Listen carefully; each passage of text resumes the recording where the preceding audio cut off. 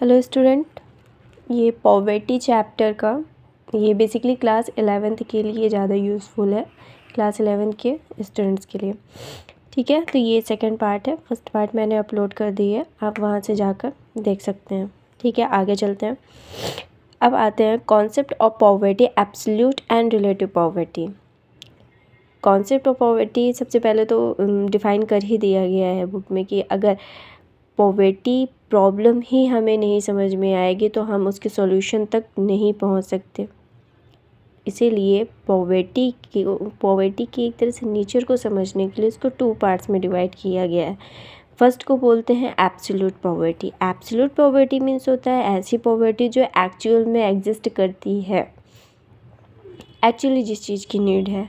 और सेकंड है relative poverty. Relative poverty basically हमें ये रेफ़र करता है कि हम किसी एक सोसाइटी में 2 पर्सन्स के बीच में कंपेयर कर रहे हैं, कंपैरिजन को शो करता है। आइए देखते हैं क्या लिखा हुआ है बुक में। For an understanding of the problem of poverty and its solution it is important to have a clear cut idea of the concept of poverty. किसी चीज़ के सॉल्यूशन को फाइंड आउट करने के लिए उसके पूरे क्लियर कट आइडिया होना ज़रूरी है पॉवर्टी के कंसेप्ट के बारे में, तभी हम उसके सॉल्यूशन को फाइंड आउट कर सकते हैं। पॉवर्टी इज़ मल्टी डायमेंशनल का मेन होता है कि पॉवर्टी सिर्फ एक कॉज की वजह से नहीं होती। पॉवर्टी एक्सटेंड होने के बहुत सारे रीजंस होते हैं।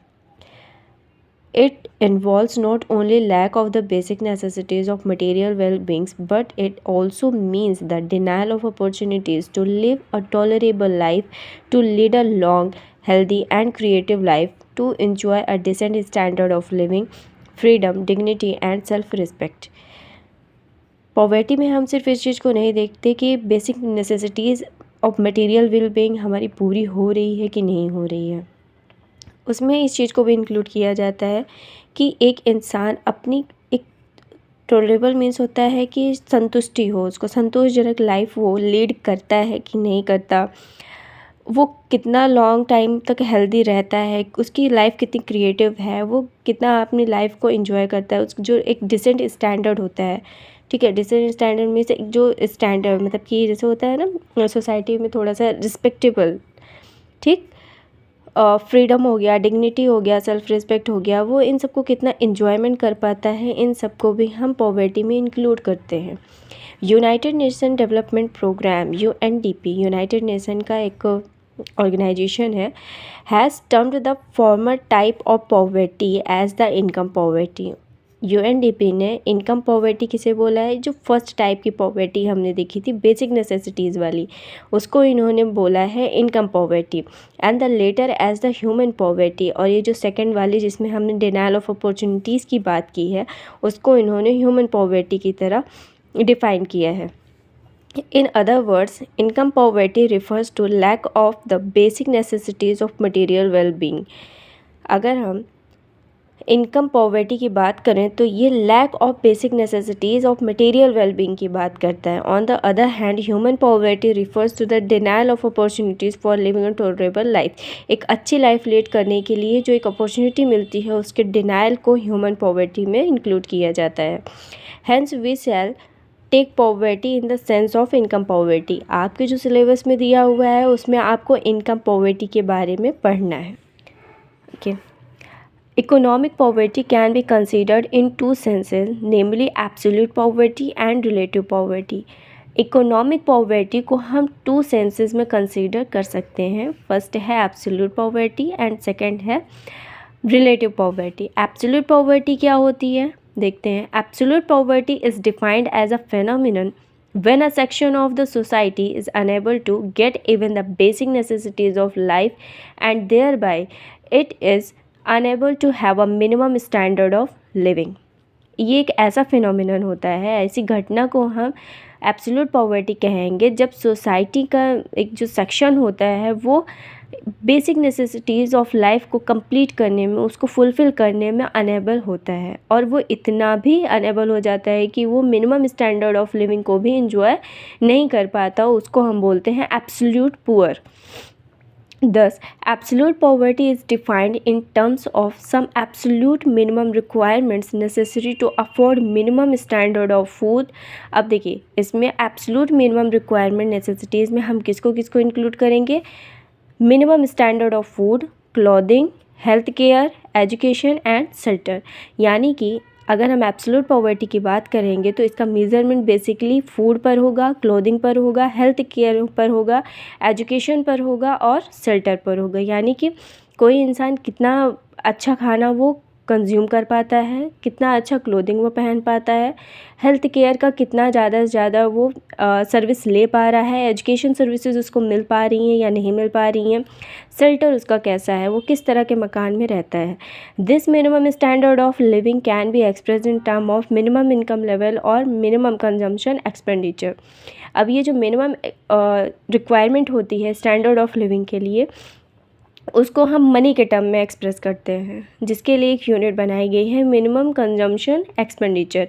यानी कि इन सब को ख़रीदने के लिए उसके पास कितना मिनिमम पैसे होने चाहिए ताकि वो कंजम्पशन पे एक्सपेंडिचर कर सके। On the other hand, relative poverty refers to the phenomenon. ये एक ऐसी घटना को रिफ़र करता है relative poverty when the income needed for consumption expenditure of a section of society is distinctly below the average income level of the society। यहाँ पे इन्होंने ये टर्म यूज़ किया है सोसाइटी। सेक्शन मतलब कि सोसाइटी में जो भी सेक्शंस होते हैं उन सेक्शंस के बीच में उनके एवरेज इनकम को कंपेयर करके देखा जाता है कि वो कितना अमीर है या कितना गरीब है। यहाँ पे कंपैरिजन को शो करता है, ठीक है। इसे हम कहते हैं relative poverty. It refers to a situation of falling behind most other members of the community. ये क्या है? ये एक ऐसी सिचुएशन को बताता है जिसमें बहुत सारे मेंबर्स से हम पीछे चलते हैं। जैसे कोई भी सोसाइटी में बहुत सारे लोग रह रहे हैं तो आप उन मेंबर्स से आपकी इनकम के अकॉर्डिंग अगर देखा जाए, एवरेज इनकम के अकॉर्डिंग, तो आप उनसे कितना पीछे हैं, कितना गरीब हैं आप उनसे। हम इस चीज़ को पढ़ते हैं रिलेटिव पॉवर्टी में। It is related to distribution of income और distribution of consumption expenditure in the society. ये डायरेक्टली रिलेटेड होता है कि इनकम की डिस्ट्रीब्यूशन कैसी है सोसाइटी में, किन के पास ज़्यादा पैसा है और किन के पास कम पैसा है। दस absolute poverty is different from relative poverty. यहाँ अगर हम देखें एब्सोल्यूट पॉवर्टी, अभी आप खुद ही सोच सकते हैं कि एब्सोल्यूट पॉवर्टी और रिलेटिव पॉवर्टी एक दूसरे से डिफरेंट है, इनका कंसेप्ट ही डिफरेंट होता है। A person is absolutely poor if his income is less than the minimum level of income known as income poverty line। अगर कोई इंसान इनकम पॉवर्टी लाइन जो सेट की जाती है उस इनकम पॉवर्टी लाइन से कम एक्सपेंडिचर कर पाता है तो वो इंसान गरीब है। While he is relatively poor if he belongs to the bottom income group।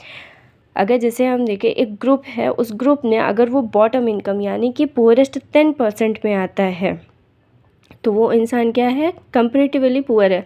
Reality में पुअर नहीं है, कंपैरेटिवली पुअर है उस सोसाइटी में। In India the concept of poverty has been considered mainly in the absolute sense. India में पॉवर्टी को किस सेंस में लिया जाता है? एब्सोल्यूट सेंस में लिया जाता है। रियल वाली पॉवर्टी को मेज़र करने की कोशिश की जाती है। Therefore in this chapter we will take poverty in the sense of absolute poverty. इस पूरे चैप्टर में हम किस सेंस में पॉवर्टी को लेंगे? एब्सोल्यूट पॉवर्टी के सेंस में लेंगे। ओके, नेक्स्ट है concept of poverty and poverty line in India. Poverty line का इंडिया में क्या कंसेप्ट है उसके बारे में पढ़ते हैं। Before 2005 the official measure of poverty in India was based primarily in food security. 2005 के पहले इंडिया का जो सिस्टम था पॉवर्टी को मेज़र करने का वो ज़्यादातर किस पे डिपेंड होता था? फूड सिक्योरिटी, यानी कि एक इंसान को कितनी फूड सिक्योरिटी प्रोवाइड की जाती है उसके बेसिस पर हम देखते थे कि कितनी गरीबी है हमारे यहाँ। Poverty has been defined as that situation in which an individual fails to earn sufficient income to buy him bare mean of subsistence। Poverty एक मतलब ऐसे सिचुएशन को डिफाइन करता है जो मतलब ये बताता है कि कोई इंडिविजुअल, कोई भी इंसान सफिशिएंट यानी कि जितना बेयर मीन ऑफ सब्सिस्टेंस, जिंदा रहने के लिए जितने फूड की रिक्वायरमेंट है वो उतना सफिशिएंट फूड को ख़रीदने के लिए इनकम नहीं अर्न कर पाता, तो वो इंसान क्या होता है? गरीब होता है, ठीक है। Bare means of subsistence consist of minimum physical quantity of serial.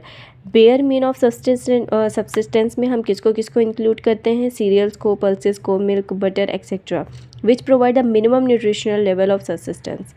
यानी ज़िंदा रहने के लिए एक ह्यूमन बॉडी को जितनी न्यूट्रिशनल लेवल की ज़रूरत होती है, उस न्यूट्रिशनल लेवल तक पहुंचने के लिए एक इंसान को कितना इनकम अर्न करना चाहिए, इसके बेसिस पर पॉवर्टी को मेज़र किया जाता था। If a person fails to earn sufficient amount of income, अगर कोई भी इंसान सफिशिएंट अमाउंट ऑफ इनकम यानी जितनी रिक्वायरमेंट है वो अर्न करने में इनेबल होता है, तो वो मिनिमम जो फिज़िकल क्वांटिटीज़ है फूड आइटम्स की उसको खरीद नहीं पाता। इट मीन्स वो क्या है, पुअर है। To find out the extent of poverty and measure the number of poor in country, poverty कितनी फैली हुई है और पूरे देश में कितने पुअर्स हैं उनके नंबर्स को काउंट करने के लिए the economist use the concept of poverty line. Economist क्या यूज़ करते हैं, पॉवर्टी लाइन के कंसेप्ट को यूज़ करते हैं। What is the poverty line? The poverty line has been defined largely in term of food poverty. जब भी हम पॉवर्टी की बात करेंगे तो हम उसमें किसको इंक्लूड करेंगे, फूड पॉवर्टी को इंक्लूड करेंगे कि एक इंसान कितना खाना खा पाता है, कितना खाना नहीं खा पाता। द पॉवर्टी लाइन और poverty level indicate the income level. ये किसको इंडिकेट करता है, ये जो पॉवर्टी लाइन है ये इनकम लेवल को इंडिकेट करता है, which is just sufficient to buy the basic minimum quantity of food. ये किस लिए सफिशिएंट होना चाहिए, ताकि minimum quantity of basic foods को वो खरीद सके। And a few selected non food item, और कुछ मतलब कि नॉन फूड आइटम्स होते हैं उनको, और वो भी कुछ सिलेक्टेड होते हैं। ये नहीं कि जितना मैन्युफैक्चर हो रहा है इकोनॉमी में सबको खरीदना है, नहीं, उनमें से कुछ नॉन फूड आइटम्स। ठीक है। The determination of the poverty line involves following steps. Poverty line को डिटरमाइन करने के लिए कुछ फॉलोइंग स्टेप्स दिए गए हैं, देखते हैं उसमें क्या है। पॉवर्टी लाइन और poverty level is determined in term of a minimum nutritional level of food energy required for sustains. जिंदा रहने के लिए एक इंसान को जितना minimum nutritional level of energy की ज़रूरत होती है उस लेवल को डिटरमाइन करता है ये पॉवर्टी लेवल। ठीक है। Energy is express in term of minimum daily intake of calorie. ये जो एनर्जी है इसको इन्होंने किस में मतलब कि इन्होंने एक यूनिट ली है, उस यूनिट को क्या बोलते हैं, कैलोरी बोलते हैं। इसी के बेसिस पर ये देखते हैं कि एक इंसान कितना डेली कैलोरी इनटेक कर पाता है, मतलब उसको कितना करना चाहिए और कितना वो करता है, इसके बीच में गैप यही बताता है पॉवर्टी के बारे में। The planning commission of India originally fixed the poverty line in 1978। यहाँ पर प्लानिंग कमीशन ने 1978 में न्यूट्रिशनल लेवल रिक्वायरमेंट यानी कि एक दिन में रूरल एरिया में 2400 कैलोरीज पर पर्सन के हिसाब से उनको इंटेक करनी चाहिए। ये कहाँ का है, रूरल एरिया का है। And 2100 calories for urban areas. ये 1978 के डेटा हैं जिसके अकॉर्डिंग 2400 रूरल एरिया में कैलोरीज इंटेक करनी चाहिए पर पर्सन को, और अर्बन एरियाज़ में 2100 कैलोरी इंटेक करना चाहिए। Calories requirement for urban are higher because these people are engaged in more physical work. अब यहाँ पे देखा जाए तो रूरल एरिया में 2400 कैलोरीज इतना ज़्यादा क्यों, अर्बन एरिया में तो कम है। ये माना जाता है कि जो वहाँ के लोग होते हैं, रूरल एरिया के लोग होते हैं, वो फिजिकल वर्क ज़्यादा करते हैं, इसलिए उनको कैलोरी की ज़्यादा ज़रूरत होती है। ठीक है, तो यही एक सिंपल सा लॉजिक है इसके पीछे। सेकेंड है cost of purchasing the consumption basket, यानी कि कंजम्पशन बास्केट में वो सारी चीज़ें आती हैं कि एक बैलेंस डाइट, यानी कि एक इंसान को ये कैलोरी तक पहुंचने के लिए कितनी चीज़ें, क्योंकि सिर्फ दाल खाने से तो पूरा न्यूट्रिशन मिल नहीं जाता, सिर्फ अकेले सीरियल खाने से तो मिल नहीं जाता है ना। सारी चीज़ों का एक बास्केट बनता है, बास्केट में क्या क्या होने चाहिए, सीरियल्स होने चाहिए, पल्स होने चाहिए, राइस होने चाहिए, सारी चीज़ें होनी चाहिए, तो उसको क्या बोलेंगे, consumption basket. Which would provide the minimum calorie intake is estimated by use price indices separately from for rural and urban areas. अब देखो इसके बाद क्या किया जाता है, जितना फूड इंटेक करना है उसका मार्केट प्राइस वो चेक करते हैं। मार्केट प्राइस देखते हैं कि एक पर्टिकुलर, जैसे राइस हो गया, राइस का मार्केट प्राइस क्या चल रहा है, उसको इंक्लूड कर लिया, उसके प्राइस को इंक्लूड कर दिया। पल्स का मार्केट प्राइस क्या चल रहा है, जैसे एक थाली में एक इंसान की एक पर्टिकुलर थाली कितने रुपए की तैयार हुई, अब वो जितना रुपया आएगा वही उनका बजट लाइन हो जाएगा। ठीक है। The per capita income required for this consumption expenditure is bare minimum to provide the food requirement and a few other selected items, but it does not provide for the other basic essential items such as clothing, healthcare, shelter and education etc. Budget line में सिर्फ budget line में बोल रही हूँ, price और ये जो इन्होंने बनाया पॉवर्टी लाइन में सिर्फ किसको इंक्लूड किया गया है, फूड को। फूड से रिलेटेड जो इंसान कंज्यूम कर पाता है वो पुअर नहीं है, जो इंसान नहीं कर पाता वो पुअर है। ठीक है, जो कर लेता है वो पुअर नहीं है, जो नहीं कर पाता वो पुअर है, सीधी सी बात है। लेकिन क्या उसके अलावा सिर्फ खाना खा लिया, कपड़े पहने हैं नहीं पहने कोई प्रॉब्लम नहीं, ऐसा है क्या? कोई भी इंसान अगर खाना खा लेता है कैसे भी करके और कपड़े नहीं पहन पा रहा है तो क्या इट मीन्स वो पुअर नहीं है? हेल्थ केयर, जितनी फैसिलिटी उसको चाहिए होगी अपनी बॉडी को हेल्दी रखने के लिए, वो फैसिलिटीज़ वो अवेल नहीं कर पा रहा है, इट मीन्स वो हेल्थ मतलब पुअर नहीं है कि पुअर है, होना चाहिए ना ये चीज़। शेल्टर हो गया, इसी तरह एजुकेशन हो गया, इन सबको भी पॉवर्टी में इंक्लूड करना चाहिए। ठीक है। अब थर्ड है poverty line is identified in terms of per capita consumption expenditure required to get the minimum calorie intake. Poverty line को किस टर्म में डिफाइन किया गया है? अब पर कैपिटा कंजम्पशन एक्सपेंडिचर। अब इसको वही चीज़ है कि उन्होंने कितने रुपीज़ लगते हैं पर्टिकुलर थाली को कंज्यूम करने में, बस वही बताया है। जो वो रुपी एक आएगा उस रुपी को ही बोलते हैं पॉवर्टी लाइन। ठीक है, जैसे इन्होंने यहाँ पे दिया हुआ है, आप ये डेफिनेशन भी देख सकते हैं। Poverty line is set at the level of consumption expenditure per person required for the minimum calorie intake. This was initially estimated about ₹62 per person per month. ये मंथली बेसिस पर होता है। ठीक है, कि एक मंथ में एक इंसान को कितना रुपीज़ अर्न करना चाहिए। ठीक है, तो ये ₹62 पर पर्सन हो गया। फिर उसके बाद ये रूरल एरिया के लिए एस्टिमेट इन्होंने बनाया। फिर उसके बाद ₹71 for urban areas. Since then the planning commission has bin estimating poverty line. देखो प्लानिंग कमीशन ही क्या कर रहा है, एस्टिमेट कर रहा है। अब प्लानिंग कमीशन की जगह किसने ले ली है? नीति आयोग ने। तो अब ये जो एस्टिमेट्स होंगे वो कौन करेगा? नीति आयोग करेगा। ठीक है, ठीक है। एवरीवेयर इंक्रीजेस, ये जो फूड ग्रेन उनका प्राइस जो इंक्रीज़ होता है उसी के अकॉर्डिंग ही प्राइस इंडाइसेस देखा जाता है। फिर उसके बाद सेट किया जाता है कि कितने चेंजेस हुए हैं, कितने इंक्रीमेंट्स हुए हैं। ओके।